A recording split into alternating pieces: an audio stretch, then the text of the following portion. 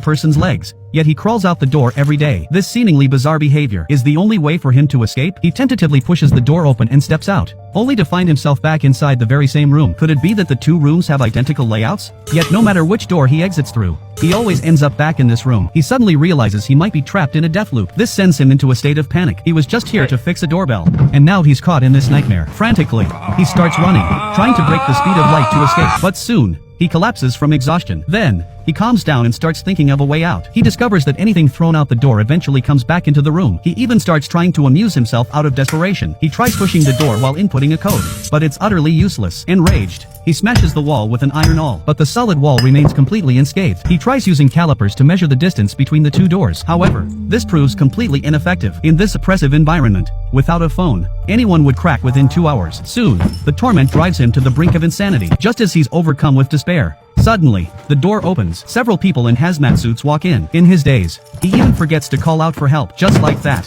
he misses a chance to escape. He's trapped once again in the looping room. Furious, he screams curses at the room, but no one can hear him. Soon, exhausted, he passes out. In his dream, he shrinks dozens of times and slips out through a crack in the wall. Suddenly, he jolts awake. Only then does he realize it was all a dream. This realization pushes him further toward breaking point. He sits there, trying to collect himself. Then he gets up and starts fiddling with the door lock again, determined to get out today. But he must have crossed the wrong wires. The door suddenly swings open, a chilling gust of wind blowing in. Just as the door closes again, another man, identical to himself, walks in. They stare at each other. It seems both are trapped in this room. Soon, one of them gives up the struggle. He just lies there, waiting quietly. But the original man refuses to give in. He takes off his jacket and ties the clothes together, one after another. He throws the makeshift rope out the door, ties one end to an electrical wire, and grabs both ends of the clothing rope. Then he touches the wire. The next moment, the power in the room cuts out. The man is electrocuted and passes out. At that moment, the other version of himself notices that the door nearest to him can now be opened, but the passage inside is pitch black. Sometime later,